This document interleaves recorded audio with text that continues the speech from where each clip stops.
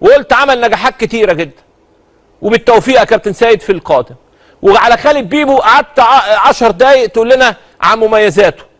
هو انت يعني انت يعني وجهه نظرك مرحب بسيد ولا مرحب بخالد؟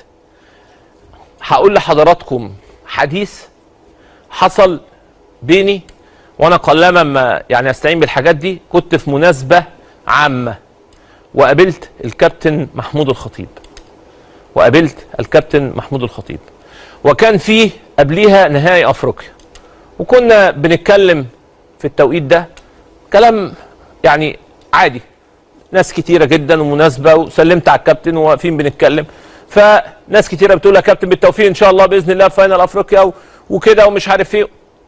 فكذا مش مهم الناس او انت يا سيف تكونوا داعمين ليا، خليكوا داعمين للنادي الاهلي.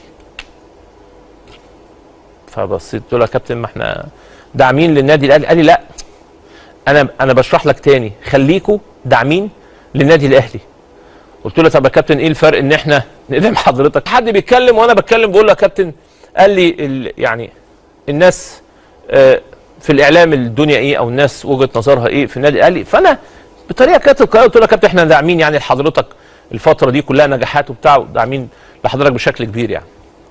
فرد عليا رد انا عمري ما هنساه. قال لي او ندعم النادي الاهلي.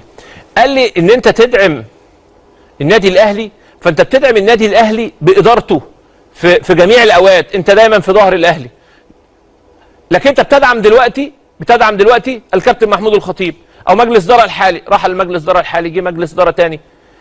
قعدت افكر في كلامه لقيت فعلا يعني احنا ما اشتغلنا مثلا مع الاهلي مع الزمالك مع الاسماعيلي في سنين عمرنا في الاعلام، دعمنا الاسماعيلي مع كل كراسيه، دعمنا الزمالك مع كابتن حسين لبيب وكل الناس اللي كانت موجوده، دعمنا الاهلي في كل حالاته، كابتن حسن حمدي، المهندس محمود طاهر، كابتن محمود الخطيب في كل اوقاته.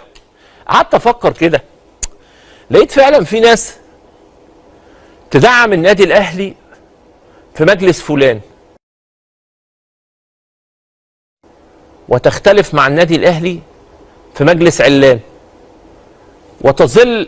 ويظل جواه هو يعني عنده انتماء مع النادي الاهلي، منتمي للنادي الاهلي.